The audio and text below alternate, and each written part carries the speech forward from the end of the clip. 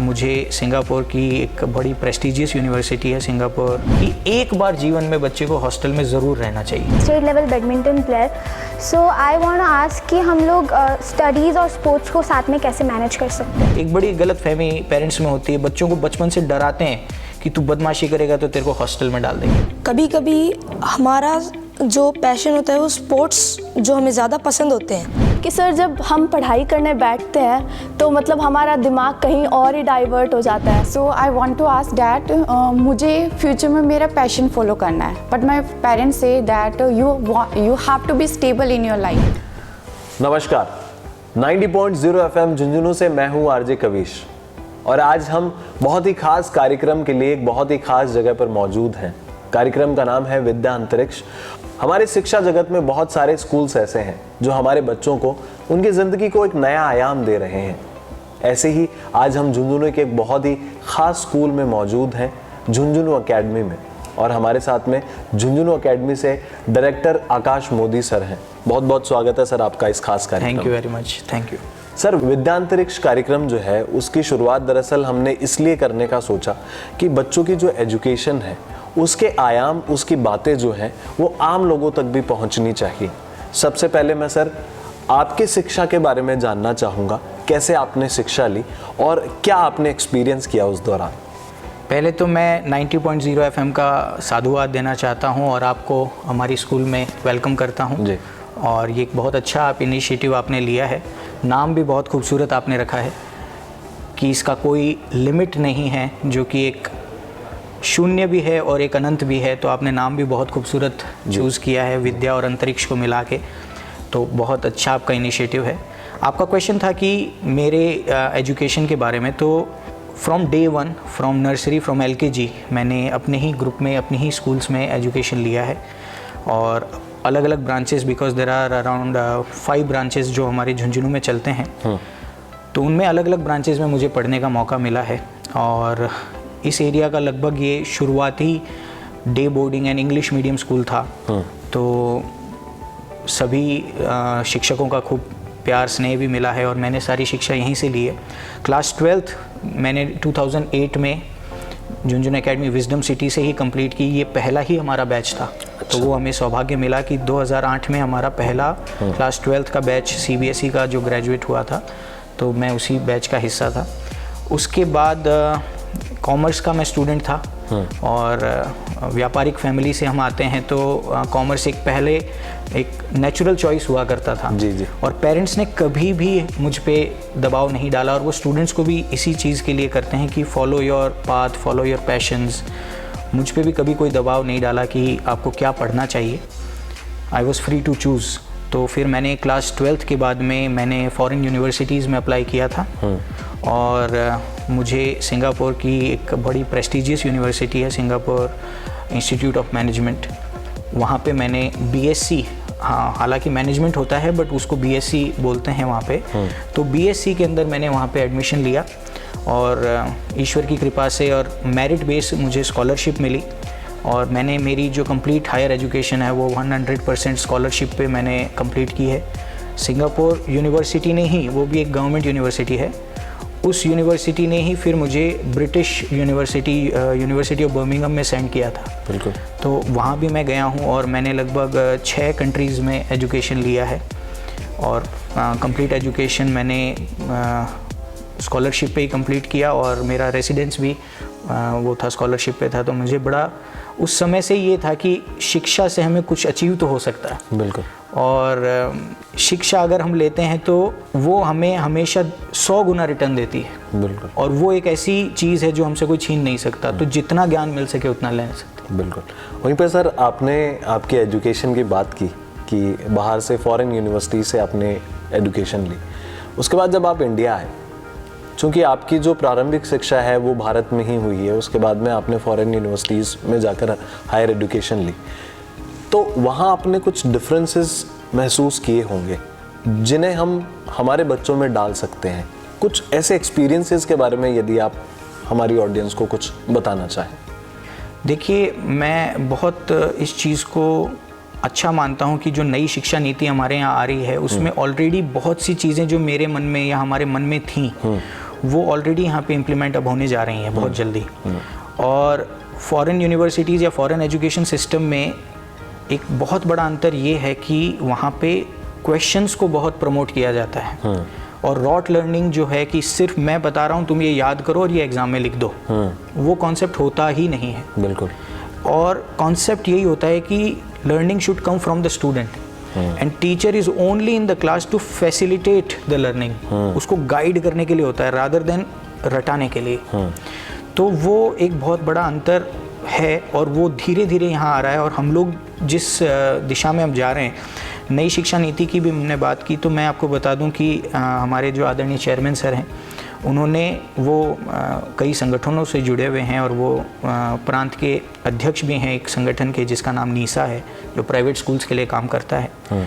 उन्होंने पूरे इंडिया में घूम करके नई शिक्षा नीति का जब ड्राफ्ट था, जब पोखरियाल जी हमारे आदरणीय मंत्री थे शिक्षा के, उस समय नई शिक्षा नीति का जो ड्राफ्ट था उसको बनाते समय उसमें अपने सुझाव लिए थे पूरे इंडिया से। तो उसमें जो सबसे ज़्यादा सुझाव और बड़ी संख्या में जो एक ड्राफ्ट बना के दिया गया था, उसमें पापा की एक अहम भूमिका थी। तो वो इसके एक बहुत शुरू से ही है कि चेंज आना चाहिए और वो चेंज को बहुत से लोग अभी समझ भी नहीं पा रहे हैं कि न्यू एजुकेशन पॉलिसी क्या है, और उन्होंने उसको बहुत नज़दीक से देखा है कि चेंजेस की क्या ज़रूरत है और क्या होना चाहिए, तो वो फॉलो करते हैं। बिल्कुल। वहीं पर सर एक बात जो है वो अमूमन हमारे सोसाइटी में बहुत ज़्यादातर तौर पर देखी गई है कि अक्सर जो है वो बच्चों का रुझान जो है वो पेरेंट्स की चॉइस के हिसाब से भी कर दिया जाता है। तो ऐसे में आप इसको लेकर क्या मानते हैं? पेरेंट्स का मानना होता है कि मेरा बच्चा इंजीनियर बनेगा या डॉक्टर बनेगा, वहीं बच्चे की ख्वाहिशें कुछ और होती हैं बनने की। तो आपका इस पर क्या टेक है? बहुत खूबसूरत ये सवाल है और ये बहुत हमारे दिल के करीब है, क्योंकि हम हमारे हर बच्चे को जीवन में सफल देखना चाहते हैं। जहाँ एक तरफ हमारे पास में आप हमारे जो डीएम मोदी सभागृह है वहाँ पे चल के देखेंगे तो एक पूरा वॉल है जो कि एल्यूमिनाई का है, जो इन्होंने अचीवमेंट किया है। अच्छा। तो हमारे ना सिर्फ अनगिनत डॉक्टर्स, इंजीनियर्स, चार्टेड अकाउंटेंट्स हैं, आईएएस हैं, आईईएस हैं, आईएफएस, आईपीएस हैं, मतलब प्रशासनिक सेवाओं के साथ साथ डॉक्टर्स, इंजीनियर्स, और जो ट्रेडिशनल जो हमारे माइंड में होती है ना कि सक्सेस का एक हमारे यहाँ पे एक दायरा होता है कि आप कुछ सीमाएं हैं जो पेरेंट्स के अंदर होती हैं, और पेरेंट्स कोई भी अपने बच्चे के लिए बुरा नहीं चाहता है। बिल्कुल। वो उन्हें फाइनेंशियली और सोसाइटी में एक स्टेबल देखना चाहते हैं, इसलिए वो इस तरह के सुझाव देते हैं जिसमें कुछ गलत भी नहीं है। पर हमारे स्टूडेंट्स को हम क्लास 9th ऑनवर्ड्स हम लोग एक करियर काउंसलिंग पैनल पे रजिस्टर करते हैं जो फ्री ऑफ कॉस्ट हम स्टूडेंट्स को करते हैं। वो जो हमारे स्टूडेंट्स हैं उनको यहाँ पे करियर काउंसलिंग में अलग अलग प्रोफेशंस जो हैं उनसे रूबरू कराते हैं। साइंस भी लें तो साइंस में भी सिर्फ इंजीनियरिंग और मैथ्स या फिर मेडिकल ही एक ऑप्शन नहीं होता, उसमें जितने तमाम ऑप्शंस होते हैं वो सब हम उनको समझाते हैं, बताते हैं, जो जिस भी डायरेक्शन में जाके वो अपना पैशन फॉलो कर सकते हैं। और साथ ही साथ उनको कैसे अप्रोच करना है, किस यूनिवर्सिटी में जाना है, कहाँ उनको कोई स्कॉलरशिप मिल सकती है, कैसे उस करियर पाथ को वो फॉलो कर सकते हैं, तो वो उन्हें गाइडेंस देते हैं। जो ट्रेडिशनल चीज़ें उन सब की तैयारी हम भी करवाते हैं। फॉर एग्जांपल इंजीनियरिंग, मेडिकल कोई जाना चाहता है तो we have a very good tie up जहाँ पे बच्चे कोटा या किसी भी बड़े शहर की क्वालिटी को यहाँ झुंझुनू में रहते हुए उसको अचीव कर सकते हैं टॉप क्लास फैकल्टी द्वारा। साथ ही साथ अगर कोई स्टूडेंट्स एनडीए में जाना चाहते हैं, देश की सेवा करना चाहते हैं, तो उसका हमने एक पैरेलल सिस्टम करा है जो हमारे सीबीएसई के स्टूडेंट्स को सहर्ष अवेलेबल होता है, जिसमें बच्चे ना सिर्फ रिटन यूपीएससी की बल्कि एसएसबी का भी प्रिपरेशन कर सकते हैं और साथ में वो अपना एनडीए का पैशन फॉलो कर सकते हैं। So many career paths they can take, और उनका गाइडेंस देना हमारा काम है और हम उनको हेल्प करते हैं उसमें। बिल्कुल। वहीं पे सर एक बात आती है, यूनेस्को के भी जो 17 सस्टेनेबल डेवलपमेंट गोल्स हैं उनमें से क्वालिटी एजुकेशन जो है वो वन ऑफ देम है। 2030 का जो एजेंडा है उसमें 195 देशों ने इस पे हस्ताक्षर किए हैं। बिल्कुल। और कहा है कि हम क्वालिटी एजुकेशन जो है वो पूरी दुनिया में फैलाएंगे। तो क्वालिटी एजुकेशन की जब बात आती है तो सिर्फ वही शिक्षा नहीं जो हम किताबों से लेते हैं, तो आपका कितना जोर रहता है क्वालिटी एजुकेशन को लेकर, और आपके हिसाब से क्या मायने हैं गुणवत्तापूर्ण शिक्षा के? देखिए, हमारा जो टारगेट ही होता है वही क्वालिटी एजुकेशन होता है। हमारी टैगलाइन में भी वही लिखा हुआ है। और क्वालिटी एजुकेशन का मतलब सिर्फ अच्छे अंक लाना बिल्कुल भी नहीं होता। अच्छी शिक्षा का मतलब हम अगर एक सोसाइटी में एक बच्चे को अगली सीढ़ी पे पहुंचा रहे हैं, तो हमारा एक दायित्व होता है कि वो एक प्रोडक्टिव नागरिक बने। और वो जो प्रोडक्टिव सिटीज़न होता है वो सिर्फ और सिर्फ अपना जीविका अर्जन करे या फिर सिर्फ अपना किसी जॉब में, गवर्नमेंट या प्राइवेट जॉब में सिर्फ वो चला जाए, एंटर भर कर ले, वो ही इनफ नहीं होता है। और आपने जो सस्टेनेबल डेवलपमेंट गोल्स की बात की, हमारे यहाँ पे हमेशा से ये रहा है कि स्टूडेंट्स को चहुमुखी डेवलपमेंट उनका होना चाहिए। शिक्षा आज के समय सिर्फ क्लासरूम तक सीमित नहीं रह गई है। बच्चा सिर्फ टीचर से नहीं या किताबों से नहीं बल्कि एक दूसरे से भी सीखता है और बिफोर एंड आफ्टर स्कूल भी सीखता है। तो उनको एक अच्छा नेटवर्क मिलना बहुत ज़रूरी है। क्यों कोई आईआईटी में जाना चाहता है? इसलिए नहीं कि वहाँ कोई अलग किताबें पढ़ाई जा रही हैं, बल्कि सबसे मुख्य कारण ये है कि वहाँ नेटवर्क, साथ में पढ़ने वाले कौन है। वहाँ जाना मुश्किल है, मुश्किल है इसीलिए वहाँ जाने योग्य है, क्योंकि वहाँ पे आपको लोग ऐसे ही मिलेंगे जो उन कड़ी बाधाओं को पार करके वहाँ पहुँचे हैं और उनका एक सोचने का तरीका है। तो सोचने के तरीके को हमें डेवलप करना है। और जो डेवलपमेंट गोल्स की आपने बात की, तो हमारे यहाँ पे एजुकेशन में स्कूल का नाम हमेशा से रहा है। हमारी वो स्कूल रही है जिसने पूरे राजस्थान में रिकॉर्ड बनाया है। 40 राज्य मेरिट, ना आज से पहले किसी ने, और अब तो गवर्नमेंट मेरिट अनाउंस नहीं करती, तो वो एक रिकॉर्ड हमेशा के लिए हमारे नाम पे है कि पूरे राजस्थान में अधिकतम 40 स्टेट मेरिट्स देने वाला ये स्कूल है। नेशनल टॉपर, सब्जेक्ट में 100 आउट ऑफ 100, वो सब हम लोग करते हैं। और वो हमने एक एक्सपर्टीज़ हासिल करी है। पिछले 40 सालों से हम सिर्फ और सिर्फ एजुकेशन में हैं। पर साथ साथ हमने ये भी महसूस किया है कि चाहे डांस हो, पब्लिक स्पीकिंग हो, confidence in English, spoken English हो या स्पोर्ट्स हो। मैंने जैसे आपको बताया कि अगर हमारे पास में अनेकों आईएएस हैं, डॉक्टर्स हैं, तो साथ में हमारे पास ऐसे भी हैं जो स्पोर्ट्स की तरफ से बहुत अच्छी यूनिवर्सिटीज़ में गए हैं। स्पोर्ट्स कोटा में उनको गवर्नमेंट जॉब्स मिले हैं। स्पोर्ट्स कोटा से उन्हें बहुत मेडल्स मिले हैं। इंडिया के अंदर कॉमनवेल्थ तक हमारे स्कूल ने रिप्रेजेंट किया है। तो डेवलपमेंट बहुत मल्टी फैसेटेड चीज़ है, not only education and books only. बिल्कुल। क्वालिटी एजुकेशन के बारे में भी हमने बात की, तो सर कहीं ना कहीं क्वालिटी एजुकेशन के अंदर एक आयाम ये भी होता है कि बच्चे के हम इमोशनल और उसके सोशल डेवलपमेंट के ऊपर भी काम करें।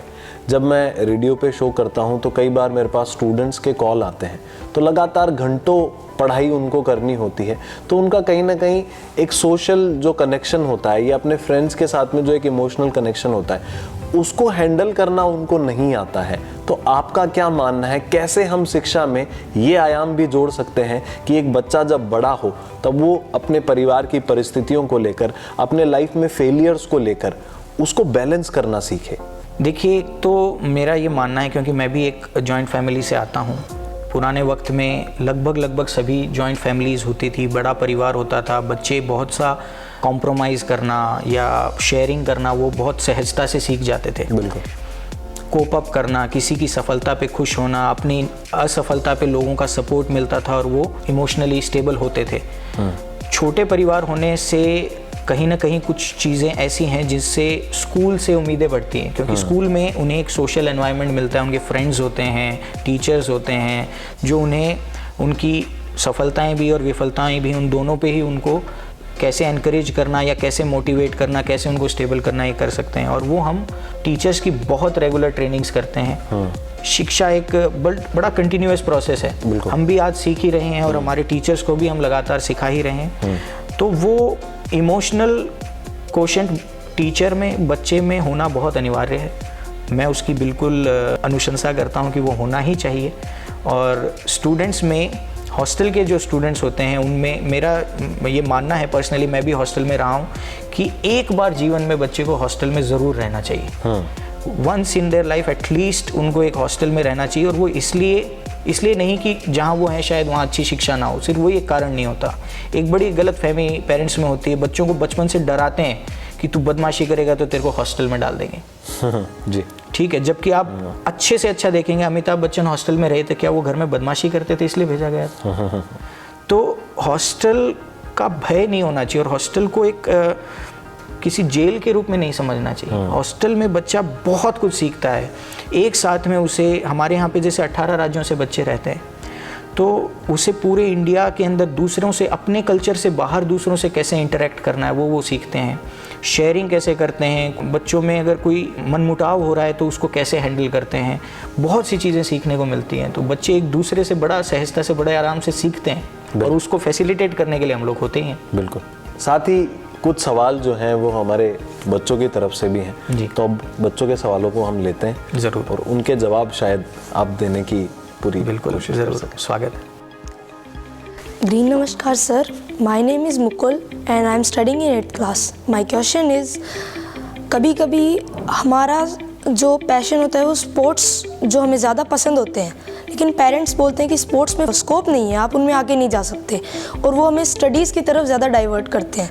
तो इस वक्त हम क्या कर सकते हैं? बेटा वेरी गुड क्वेश्चन आपने जो पूछा। पेरेंट्स आपके लिए अच्छा ही चाहते हैं और वो स्पोर्ट्स के या किसी भी और चीज़ के खिलाफ नहीं होते, but they want good things for you in life. फिर भी मैं आपको बता दूं कि स्पोर्ट्स में भी बहुत स्कोप है। न्यू एजुकेशन पॉलिसी में साइंस, कॉमर्स और आर्ट्स की तरह ही स्पोर्ट्स को भी एक बराबर की स्ट्रीम का दर्जा दिया गया है और फ्यूचर में इतनी स्पोर्ट्स स्कूल्स और इतने स्पोर्ट्स यूनिवर्सिटीज़ इंडिया में खुल रही हैं कि और स्पोर्ट्स में सिर्फ खिलाड़ी ही नहीं, और भी बहुत सारे करियर पाथ होते हैं, प्रोफेशंस होते हैं। एक एक टीम के साथ में 40-40, 50-50 लोग एम्प्लॉयड होते हैं। तो इंडिया बहुत ग्रो कर रहा है इसमें। तो मैं ये तो नहीं कहूँगा कि आपको कि आप स्टडीज़ को अवॉइड करो, बट आप साथ साथ में स्पोर्ट्स कंटिन्यू रखो। Sports will definitely help you with your studies also, with physical fitness, mental fitness, team spirit. खेलते रहो पर पढ़ाई नहीं छोड़ी। ग्रीन नमस्कार sir, I am Farheen Khan from 9th standard and my question is कि सर जब हम पढ़ाई करने बैठते हैं तो मतलब हमारा दिमाग कहीं और ही डाइवर्ट हो जाता है, और फिर जब हम एक पूरा पेज रीड कर लेते हैं तो उसके बाद याद आता है कि मैं तो कुछ सोच रही थी, तो वो तो मुझे हुआ ही नहीं याद जो भी मैंने किया। तो सर हम कैसे डेवलप कर सकते हैं focus? Very good question Farheen. ये एक बहुत कॉमन ह्यूमन टेंडेंसी है, it's not your fault and you are not the only one. सभी के साथ होता है और मैं जो पर्सनली ट्रिक यूज़ करता था मैं वो बता सकता हूँ। There are so many things that you can do, but the things that work best for me, मैं ये आपको बताता हूँ कि जिस चीज़ में मन कर रहा है पहले वो पूरा मन भर के कर लो, ठीक है ना। वो कर लो कि हाँ भाई मुझे गाना सुनना है, मैंने गाना पूरा सुन लिया, 2 बार सुन लिया, ठीक है। हाँ, पूरी 4 घंटे की मूवी लेके मत बैठिएगा, पर कुछ आपको करना है वो एक बार करके फ्री हो जाइए और एक अपने आप से एक वादा कीजिए कि अब मैं अपने आप को छोटे छोटे प्राइजेस दीजिए कि मैं ये 2 चैप्टर कर लूँगा ना, उसके बाद में उठ के ये करूँगा। तो माइंड को एक वो रहता है कि एक गोल रहता है, छोटे छोटे गोल्स बनाइए कि मैं जस्ट मेरे को ये डिफ़िकल्ट चैप्टर है, ये वाली एक्सरसाइज कंप्लीट करने के बाद में मैं जाके 1 घंटा खेलूँगा। तो अगर इस तरह के छोटे छोटे अपने दिल को ऐसा भरोसा दिलाया कि इतना सा कर लो, पूरी किताब नहीं, इतना सा 2 पन्ने कर लो, फिर ये कर लेंगे, तो हमारा माइंड फिर बहुत अच्छा कॉन्सेंट्रेट करता है। जी नमस्कार sir, my name is Vanshika, I am class 9th। Sir my question is that I am a state level badminton player, so I want to ask कि हम लोग स्टडीज़ और स्पोर्ट्स को साथ में कैसे मैनेज कर सकते हैं? देखिए, आपके साथ आप definitely state level badminton player हैं। हमने अभी recently national CBSE badminton championship भी कराई और ये बड़ा स्कूल को सौभाग्य हासिल है कि एकेडमिक एक्सीलेंस वाले बच्चों के साथ साथ हमारे पास स्पोर्ट्स एक्सीलेंस के बच्चे भी हैं। और ये एक बहुत जनरल सवाल होता है बच्चों में भी और पेरेंट्स में भी कि खिलाएं या पढ़ाएं या दोनों चीज़ कैसे मेंटेन करें। तो मुश्किल तो नो डाउट है कि कुछ डिफ़िकल्टी हो सकती है कि हमें समय मैनेजमेंट करने में हो, बट हम अगर स्मार्टली अपना टाइम डिवाइड करें और दोनों चीज़ों को एक शेड्यूल से चलें तो मेंटेन आराम से किया जा सकता है। हमारे जो स्कूल का शेड्यूल है वो इसी तरीके से है कि ड्यूरिंग स्कूल आवर्स हम लोग उसको डिस्टर्ब नहीं करते, बोर्ड क्लासेस को हम लोग डिस्टर्ब नहीं करते।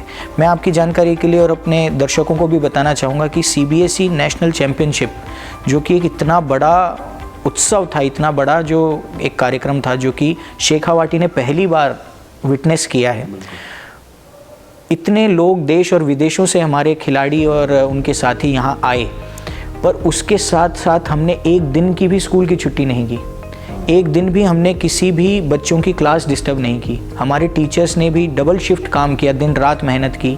हॉस्टल भी एक्टिवेट था और स्कूल भी एक्टिवेट थी। तो पढ़ाई का इम्पोर्टेंस हम बिल्कुल कभी भी उसको डिसरिगार्ड नहीं करते हैं। बट स्पोर्ट्स या फिर कोई भी दूसरी हॉबी, म्यूज़िक भी हो सकती है, डांस भी हो सकती है, किसी भी दूसरी कला या स्पोर्ट के साथ में आप एजुकेशन को कैसे मेंटेन करें, तो अपने समय को डिवाइड करें। खेलना हमें पसंद है तो हम कई बार उसमें ज़्यादा समय लगा देते हैं। डांस हमें बहुत पसंद है तो हम उसमें सुबह से शाम निकाल सकते हैं। पढ़ाई नो डाउट पसंद नहीं आ रही है या डिफ़िकल्ट लग रही है तो हम उसको अवॉइड करने की कोशिश करते हैं।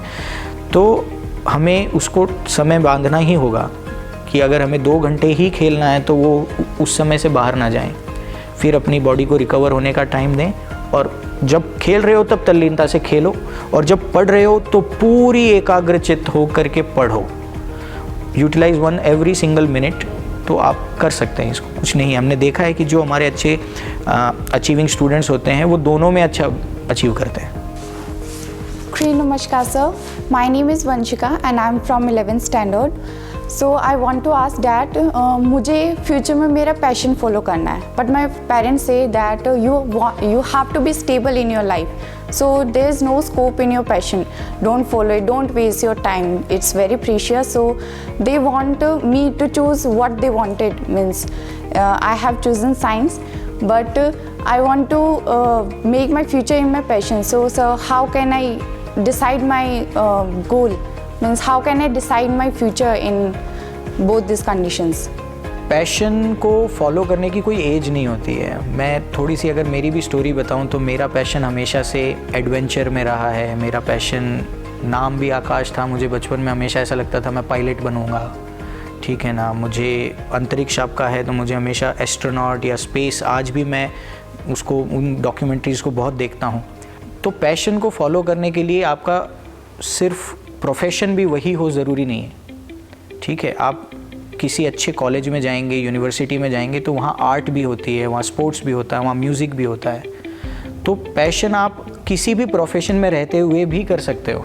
तो आप डेफिनेटली अपने पेरेंट्स की भी सुनो पर अपने मन की भी सुनो, दोनों काम आप कर सकते हैं। पैशन, मैं अगर अभी बात करूं कि मेरा पैशन एडवेंचर, जैसे मैंने बताया, तो मैंने पढ़ाई अपनी जगह करी पर मैंने स्काई डाइविंग भी की है, मैंने बड़े बड़े माउंटेन्स भी क्लाइंब किए हैं, मैंने रॉक क्लाइंबिंग किया है, मैं स्काउट था स्कूल में तो मैंने माउंटेनियरिंग कैंप्स किए हैं।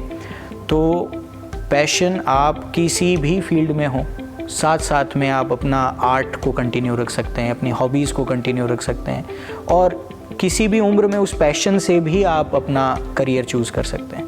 तो अभी आपका जो कर्म है, हम जो शिक्षा लेते हैं गीता से भी कि आप कर्म करें, तो कर्म अभी आपका जो है वो शिक्षा है।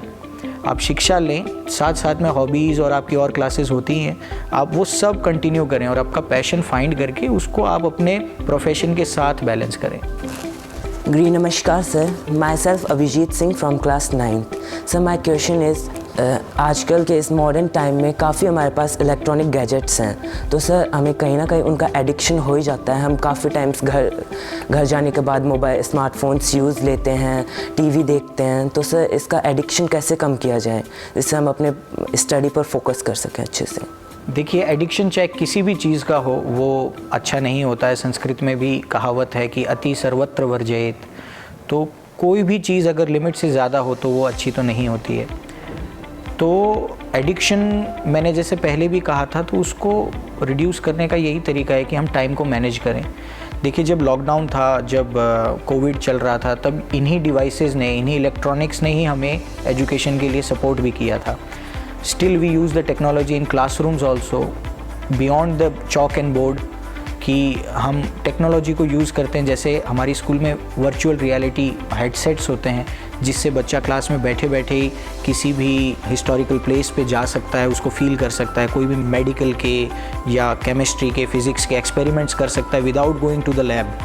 तो जो टेक्नोलॉजी है उन्होंने हमको शिक्षा को बढ़ाने में भी पूरा सहयोग किया है। तो टेक्नोलॉजी या कोई भी डिवाइस अपने आप में गलत नहीं होता है, हम उससे क्या कंटेंट अब्जॉर्ब कर रहे हैं उसमें अच्छा या बुरा होता है। तो if we choose to find good content, if we follow stuff like documentaries, Smithsonian's, हम अगर हिस्ट्री या हम लोग अपने पैशन के बारे में जानने की उस डिवाइस से कोशिश करें, उसमें कुछ गलत भी नहीं है। Manage your time, limit your use and use the devices for good things, तो कुछ भी गलत नहीं है उसमें। तो सर ये तो थे कुछ सवाल जो बच्चों ने आपसे पूछे। वहीं मैंने एक चीज़ नोटिस की कि बच्चे जब भी आपसे बातचीत कर रहे थे तो ग्रीन नमस्कार शब्द का इस्तेमाल कर रहे थे। ये मैंने पहली बार सुना है, इसके बारे में कुछ बताएंगे आप? ये कई बार हमारे पास सवाल आता है कि हम कोई भी हमारे गेस्ट आते हैं, ये हमारी स्कूल की ग्रीटिंग है और स्पेशली जो हमारा विजडम सिटी कैंपस है उसका ये एक कॉमन ग्रीटिंग है, चाहे हमारे स्टूडेंट्स हों, टीचर्स हों, किसी भी गेस्ट को या एक दूसरे को हम जब ग्रीट करते हैं तो हाथ जोड़ के हम बोलते हैं ग्रीन नमस्कार। उसके पीछे कोई बड़ा रहस्य है। वो जो रहस्य है वो है कि हम एक ग्रीन सर्टिफाइड स्कूल हैं और प्रदेश की, राजस्थान की पहली platinum ranking green certified school हैं, जो कि यूनाइटेड नेशन की काउंसिल होती है, वो बहुत चुनिंदा कैंपसेस को देती है, बहुत कड़े मापदंड होते हैं उस पर। उसमें हमारा जो कैंपस है वो प्लेटिनम रैंकिंग पे आती है। एक आपको अगर थोड़ा सा मैं लिंक करूं तो जो हमारी नई सेंट्रल विस्टा के अंदर जो हमारी नई पार्लियामेंट बन रही है वो भी प्लेटिनम रैंकिंग ग्रीन बिल्डिंग है। तो इसमें बहुत सी चीज़ें होती है, जैसे कि सौर ऊर्जा का इस्तेमाल करना, रेन वाटर को हार्वेस्ट करना, कितने स्पीशीज़ के प्लांट्स हमारे यहाँ लगे हैं, कितना ऑक्सीजन हम यूज़ करते हैं और कितना ऑक्सीजन प्रोड्यूस प्लांट्स कर रहे हैं, पानी का कितना फ़्लो है, वेस्टेज कितना है, खाने का जो वेस्ट है उसको हम कैसे रिसाइकिल कर रहे हैं, लाइट का क्या इस्तेमाल कर रहे हैं। बहुत सारे पैरामीटर्स होते हैं और उन पैरामीटर्स को बहुत समय में उसको चेक किया जाता है और उसकी वेरिफिकेशन के बाद में ये एक्रेडिशन मिलता है। तो वो हमें मिला है और हम इस चीज़ को प्रमोट करना चाहते हैं, इसीलिए हम सब एक दूसरे को ग्रीन नमस्कार के नाम से ग्रीट करते हैं। बिल्कुल कमाल का बात है सर, ये मैंने पहली बार सुना है। हालांकि ये जो शब्द है बहुत सारे लोगों को नहीं पता होगा, पर आज के बाद जो है वो लोगों को ये चीज़ शायद पता हो इस बारे में, होपफुली। साथ ही सर एक और सवाल मेरा है कि आपके ग्रुप का नाम है वो जीवेम है, तो इसके पीछे क्या थॉट प्रोसेस है, क्या इसका भी कोई रहस्य है? पापा कुछ करते हैं तो उसके पीछे कोई ना कोई कारण ज़रूर होता है। हाँ। जीवेम एक पुराने टाइम पे हमारा आशीर्वाद हुआ करता था, एक प्रार्थना थी हमारे जो वेदों में लिखी है। आप चाहें तो मैं थोड़ा सा बोल के बताऊं कि तच्चक्षुर्देव हितम पुरुस्तात् शुक्रमुच्चरतः पश्येम शरदः शतम जीवेम शरदः शतम शृणुयाम शरदः शतम प्रब्रवाम शरदः शतम अधिनाम श्याम शरदः शतात्। इसका मतलब है कि ईश्वर से प्रार्थना है, सूर्य से और शुक्र से उठने वाले सूर्य देव से प्रार्थना हम करते हैं कि हम 100 वर्षों तक अच्छा सुन सकें, 100 वर्षों तक जिएं। तो जीवेम शरदः शतात् का मतलब होता है कि जीवेम शरदः शतम कि 100 वर्षों तक आप जियो, चिरायु भव, और अच्छे से बोल सकें, अच्छे से सुन सकें, ये उस प्रार्थना का हिस्सा है। तो जो जीवेम शब्द है वो बड़ा पॉजिटिव है और एक आशीर्वाद स्वरूप है, प्रार्थना स्वरूप है, इसलिए हमने उस शब्द को इस्तेमाल किया है और हमारा टाइटल यही है जीवेम शरदः शतम। बिल्कुल, बहुत बहुत धन्यवाद सर आपका हमारे साथ खास बातचीत करने के लिए। और इस कार्यक्रम के बाद जो है वो कई पेरेंट्स के और कई बच्चों के सवाल जो हैं उनके भी जवाब उनको मिले होंगे। कार्यक्रम की अगली कड़ी में फिर एक नए विषय के साथ हम आपसे रूबरू होंगे। तब तक के लिए नमस्कार। Thank you so much sir हमारे साथ खास बातचीत। ग्रीन नमस्कार। ग्रीन नमस्कार। झुंझुनू शहर का अपना radio station FM Jhunjhunu 90.0 FM, हर तरंग आपके संग।